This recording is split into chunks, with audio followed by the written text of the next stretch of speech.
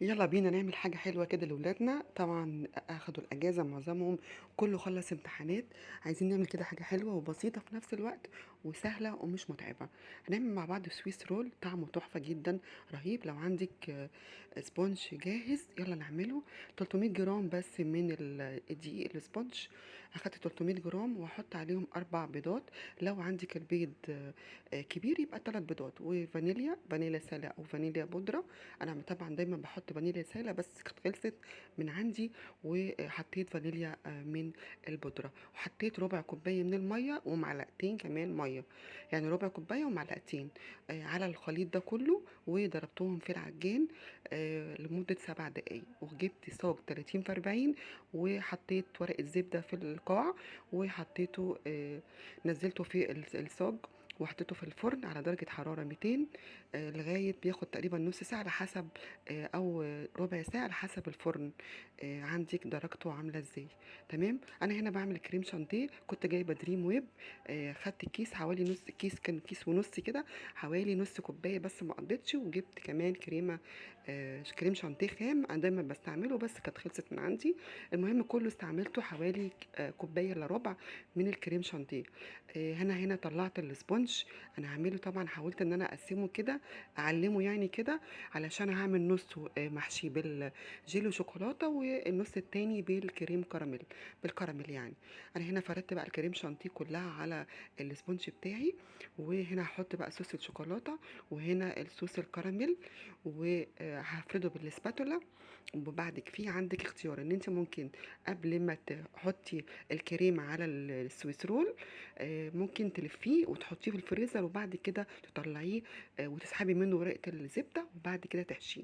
انا هنا عجلت على طول وحشيته على طول لما برد. كل ده لازم يعني اسيبه يهدى شوية علشان اقدر الفه. وهو كمان من طراوته وجماله، هو طري مش ناشف ولا شقق معايا ولا اي حاجة. فردت طبعا، حشيت كل الحشو بتاعي بالصوص والكده، صوص الشوكولاته وصوص الكراميل. وبعد كده بدات ان انا الفه بورقه الزبده، وبعد كده جبت ورقه فويل ولفيته كويس جدا ودخلته الفريزر. قعد 4 ساعات. طلعته من الفريزر دلوقتي وبفكه معاكم. زي ما انتم شايفين كده بيتفك بكل سهوله اهو.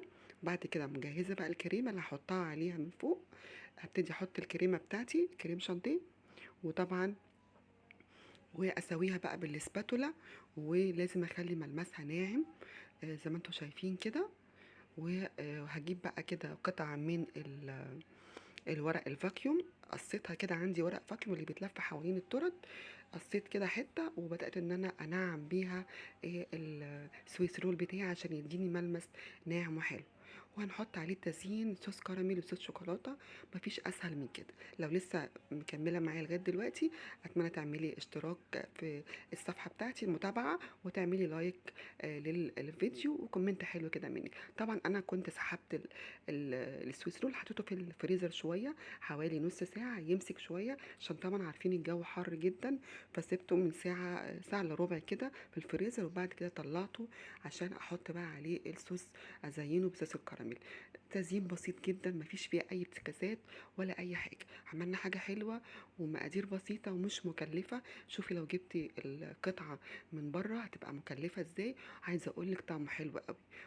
ماما هاتلنا اعملي لنا سويس رول او جاتو، قلت اعمل سويس رول. كنت عايزه اشتريه من بره، بس هم من ساعه ما بدات اعمل الحلويات في البيت قرروا ان هم ما يجيبوش من بره خالص. افخم المحلات مش بيرضوا يشتروا منها، لان بجد طعمه حلو جدا. مش بشكر في نفسي، لكن بجد هو فعلا طعمه احلى من افخم المحلات اللي بره. الجاتو والتورت بتبقى جميله جدا وطعمها حلو وخفيفه، وتحبي تاكلي منها كذا قطعه. بدات طبعا طلعته من الفريز بعد ما زينته، بدات اجيب الترانش بتاعي. لازم يكون ميه سخنه جنبك، او قطعه من القماش مبلوله، تمسحي كل ما تقطعي قطعه تمسحي بيها الترانش بتاعك علشان ما تعلمش فيه، وتنزلي بيها تحت وتسحبيها من تحت كده زي ما انا بعمل. قطعته كله. عمل معايا كذا قطعة، وطبعا شفتوا المقادير، مقادير سهلة جدا ومش مكلفة ولا أي حاجة.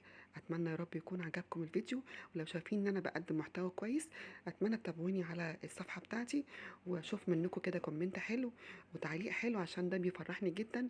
وانتوا طبعا اخواتي، واي حد بيدخل ينورني في الصفحه ده على راسي من فوق، وان شاء الله اكبر طبعا بيكم.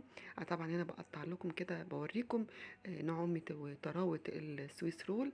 طعمه خفيف جدا وحلو قوي، جربوه ان شاء الله يعجبكم. بصوا شايف بتقطع معايا بكل سهوله وخفيف